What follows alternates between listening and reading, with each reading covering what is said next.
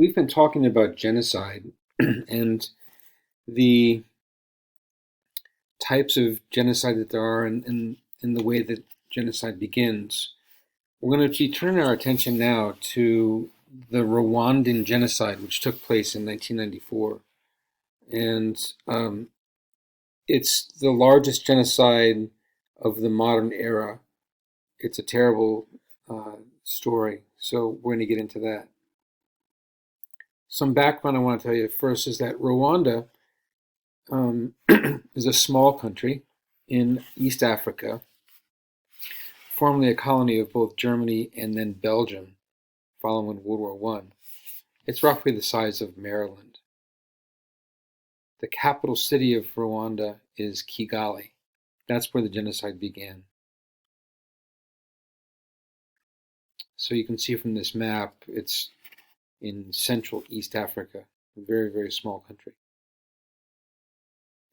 Following World War One, Belgium took over Rwanda as the colonial master of the country. The Belgians gave much of the power to the minority Tutsis, which infuriated the majority population, which were called Hutus. So the two main ethnic tribes are the Tutsis and the Hutus, although there is one smaller group, about 1% of the population, which is the Twa. So the Tutsi make up about 9% of Rwandan population. Some things to say is that it turns out that the Tutsis have certain characteristics. They're taller, lighter skinned, they're better educated because they're given better opportunities from the conquering Belgians. They had better houses, better jobs, certain role in the government. They were basically in control as much as the Belgians were willing to give them of Rwanda.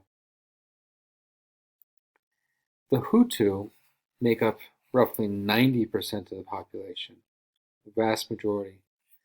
In general, the Hutu are shorter and darker skinned and were considered less intelligent by the Belgians and by the Tutsis, although that's not really fair. The reason the Hutu were less intelligent, so to speak, was that they were given fewer educational opportunities. They were treated like second-class citizens in their own country. Couldn't hold government jobs, and the Hutus naturally resented that status. Belgium went to great lengths to separate the two ethnicities by forcing everybody to have identification cards through much of the last century in the 1900s.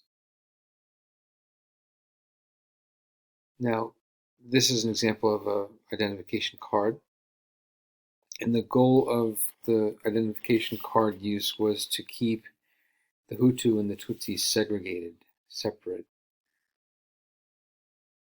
Once the genocide began in 1994, having a identification card that labeled you as a Tutsi would be basically a death sentence, because it was the Tutsis who were the main victims of the genocide. So some background. By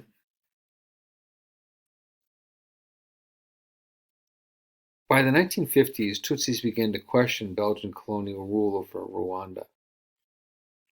And Belgium does a so-called about-face. And in the 1950s, they suddenly favor the Hutu majority over the Tutsi minority. Prior, as we said before, the Tutsis were given such a position of favoritism, but the Belgians get angry with the Tutsis for questioning their situation in Rwanda. And so now suddenly the Hutus are given the position of privilege and leadership in the government. The Hutu, once in power in the early 1960s, have revenge on their minds. In 1962, Belgium finally gives up Rwanda, leaves, and Rwanda becomes an independent country. But the Hutus begin slaughtering the Tutsi minority, and this is basically like a preview of what will become the Rwandan genocide of the 1990s. 30,000 Tutsis are killed in the first year after Belgium leaves. So there's a history of conflict between the Hutus and the Tutsis. Now, For the next 20 years or so, thousands of Tutsi refugees who are fearing for their lives flee to neighboring Uganda. And the children of these exiled Tutsis form an organization called the Rwandan Patriotic Front, or RPF. And the RPF seeks to come back to Rwanda and kick the Hutu out of power. They will one day do that, but it's going to take some time. In 1990, the Tutsi RPF invaded Rwanda and a civil war broke out. The Hutus feared that they would become enslaved, quote unquote, once again by the Tutsi. And President Juvenal Habyarimana, the Hutu president of Rwanda, launches an anti-RPF propaganda campaign to unite Hutus against the Tutsi. This leads to growing tensions in the immediate build-up to the genocide of April 1994. So now a big event. Habyarimana, the Hutu Rwandan president, is flying in a plane.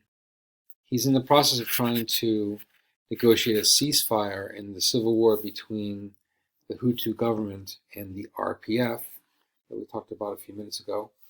And his plane is shot down on April 6, 1994. Now, we to this day don't know exactly who was responsible for having shot down that plane. It's a mystery. The Hutus blame the Tutsis blame the Hutus. But the most important thing for you to know is that in the immediate aftermath of the plane being shot down, the genocide starts. And it'll go on for just about 100 days. Some of the worst slaughter ever in history. Hutus started slaughtering the Tutsis and continued to for the next 100 days. Now, one of the things that makes the Rwandan genocide all that much worse is something called Hutu Power Radio. The extremist Hutu Power Radio encouraged the genocide by announcing that it was time to slaughter the Tutsis. They referred to the Tutsis as tall men, because remember the Tutsis were basically taller. And they also used the slur of them being cockroaches. So they'd say, cut down the tall trees, squish the cockroaches. Some brutal language. But also there was another group of people who were going to be slaughtered in lesser numbers, but still significantly. And that's moderate, less extreme Hutus. Extremist Hutus are all about killing the Tutsis. But moderate Hutus are more understanding of the Tutsis and not wanting to kill. And the extremist Hutus are saying, nope, if you don't turn and kill all the Tutsis, then you're yourself going to be killed. So a lot of moderate Hutus are killed as well. It's either kill or be killed. So read this along with me. This is an example of what was said on Hutu Power Radio. Good listeners, there have been reports that some of you have not joined your brothers in the fight to squish the cockroaches that plague our country. This is on radio.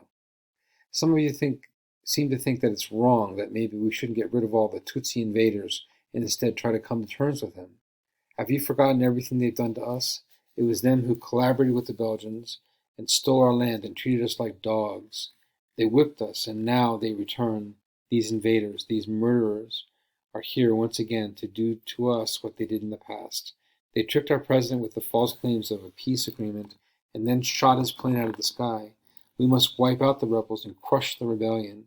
They have shown us their intentions by killing President Habyarimana, and now it's time for us to show them we will not fall victim to their tyranny once more. Rwanda is a Hutu land. We are the majority, and they are a treasonous, murderous minority. We will not let them take power out of Hutu hands and into their own, so they may oppress us once again. This is RTLM of Hutu Power Radio. Be vigilant, friends. Watch your neighbors. So this is an example of the kind of hate speech that was broadcast on the radio waves, so-called Hutu Power Radio. And it was used to encourage Hutus to go and kill the Tutsis, as well as the moderate Hutus, the less extreme Hutus. One final thing I want to talk to you about here is that there were two main groups. One I've already mentioned, it's the RPF, but there's also what's called the Interahamwe. The Interahamwe is an extremist Hutu paramilitary organization, a so-called militia, that played a major role in the slaughter of the Rwandan genocide. The militia enjoyed the backing of the Hutu-led government during the genocide. Since the genocide, they've been driven out of Rwanda by the RPF, mainly to Democratic Republic of Congo. On the other side is the Rwandan Patriotic Front, which I talked about just a bit ago. It's the Tutsi ruling political party in Rwanda, and it's led by the president, Paul Kagame. The party has governed the country since its armed wing ended the Rwandan genocide in 1994. So two key groups, the Interahamwe and the Rwandan Patriotic Front, which was basically Hutu extremists and the Interahamwe, and the Tutsis who came back into Rwanda in 1990 and launched a civil war and eventually overthrew the Hutu government and ended the Rwandan genocide. So that's what I wanted to talk about with you today. And I'm going to ask you to see another clip from the program that we watched on Friday called Scream Bloody Murder. And this will talk about the Rwandan genocide. So with these information I just talked about, you should be in a good position to understand the main ideas. Okay.